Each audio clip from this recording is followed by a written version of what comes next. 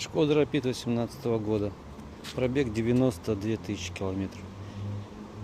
После замены опорных подшипников, опор, стоек, стабилизаторов появился стук. Сначала думал, что что-то забыли закрутить.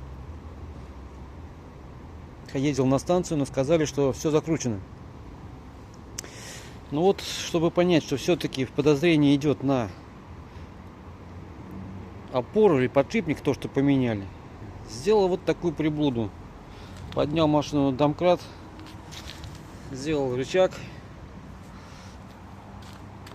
Ну и вот дальше что делаем? Вот так вот нажимаем. И вот он, стучок, появляется.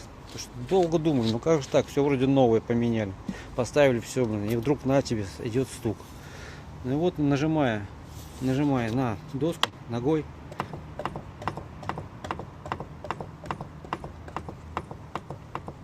вот этот стук и появляется. То есть опять снимать опору, смотреть, что не так с подшипником. Беда просто.